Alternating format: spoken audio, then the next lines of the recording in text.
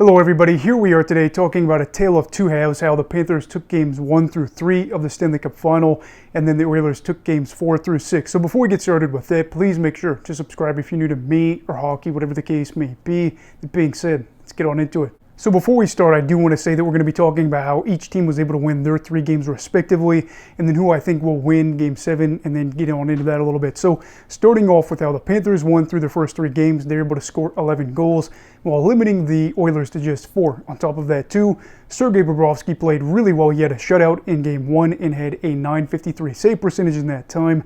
Meanwhile, you had a guy like Stuart Skinner, whose save percentage was .868.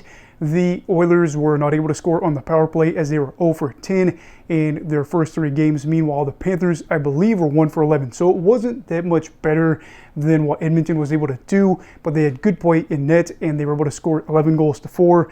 Unless you are just scoring a bunch of those in one game, you're going to be able to win probably at least 2 of those. And in the Panthers' case, they were able to start out to the 3-0 advantage that they had, where it looked like they were probably going to win the series early. Now, things have flipped a lot in terms of what's happened in games 4 through 6, as it's the Oilers that are scoring a lot of goals, certainly a lot more than even the Panthers were when they were winning games, and the Panthers that are struggling to score.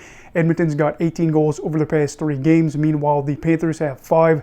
Looking at somebody like Sergei Bobrovsky that started off the series so hot, he has a .793 save percentage. Almost got tongue-tied there, whereas Stuart Skinner has a .942 save percentage, and that is really interesting to see with a guy like Stuart as well, because of the fact that he started out, the series and just had moments in the playoffs in general. Things didn't look perfect for him, but they're talking about the broadcast in recent games, how during the end of a series he tends to do better, and this is the case here for Edmonton. That is really good for them. And then when it comes to the special teams battle, the Panthers are 0 for 10, while as the Oilers are 3 for 13. And I do apologize earlier because it was Florida that was 1 for 9 through their first 3 games. But here in this circumstance, you can see the Panthers are struggling to get offense. And one thing that is notable here is that games 4 through 6, they actually have a negative goal differential in that time, as they have 2 shorthanded goals against and then just 1 power play goal, 0. So for the series, they actually have been outscored 2-1 when they are on the power play. Kind of a big issue here, and kind of goes to show where things have gone wrong in certain instances. So now, who's going to win the series? It feels like at the moment the momentum is with the Edmonton Oilers, obviously, because they're looking to join just the 1942 Maple Leafs when it comes down to coming back from a 3-0 series deficit in the Stanley Cup Final. What exactly do the Panthers want to do in order to try to go on and win this series?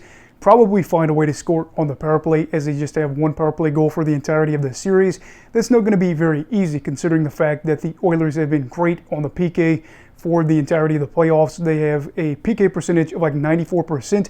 They've allowed just 4 goals when they have guys in the box in the entirety of this run in 21 games played. And I think for Florida, looking at somebody like Sam Reinhart, who had a lot of power play goals during the regular season, it'd be really nice to see him come to life, as during the past 3 games he has 0 points, I believe, and could very well be playing his last game as Florida Panther, as the free agency talk could be, hyping up quite a bit.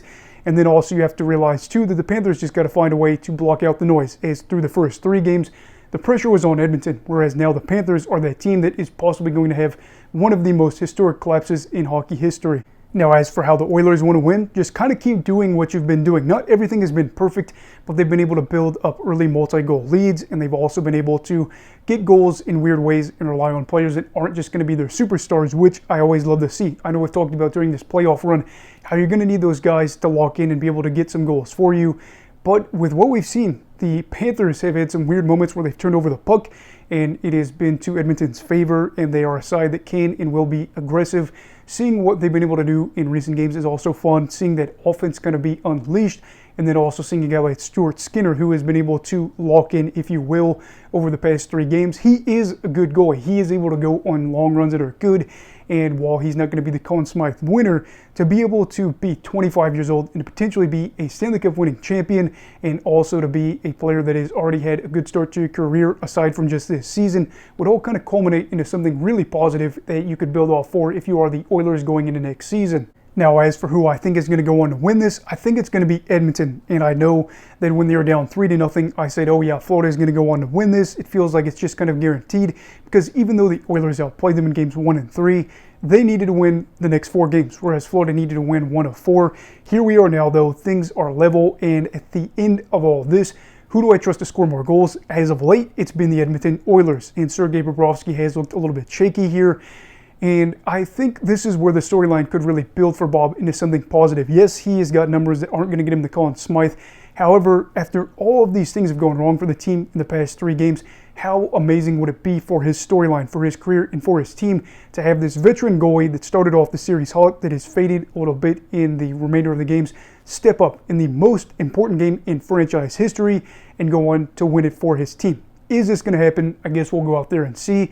But Florida's not been able to score a lot of goals, and that's why I feel like I'm siding with Edmonton to win this one. But as we all know, things are looking pretty rough for both fan bases right now, as you have the Panthers, whose fans probably felt like, yeah, we are guaranteed to get this championship after Game 3, and now you're at the spot where maybe you don't, and who knows how long it'll be before you win another championship, or your first championship, if you will, and you'll be part of a collapse that we'll be talking about for years and years and years. Meanwhile, for Oilers fans, they are that close to winning their first championship in decades, and to be able to claw your way back all the way and maybe fall in Game 7 would be absolutely devastating, and I think we're all aware of that. For me, I just do see a world where either team could win, obviously it being a Game 7. Do I think Florida could still go on and win this? Yes, I do, but I am just hoping for a good game, because we've seen some really ugly games with some really ugly scores so far in the Stanley Cup Final, and I just want to see a 3-2 game. If it was 1-0, I wouldn't even care. I just don't want it to be 5-1 or it be 6-2 after 2 periods of play, with one team probably not going to be in a good spot to come back and win it. But anyway, who do you think is going to win the game tomorrow night? The Oilers, the Panthers? Who is going to hoist Lord Stanley, and what will the final score be? Let me know your thoughts down below in the comments. Also, please make sure to like this video if you enjoyed it. Subscribe if you're new. Everybody stay safe. Have a great night. And you go love hockey, all right. Goodbye, Brigadiers and Brigadettes. This is your captain signing off. Have a great night.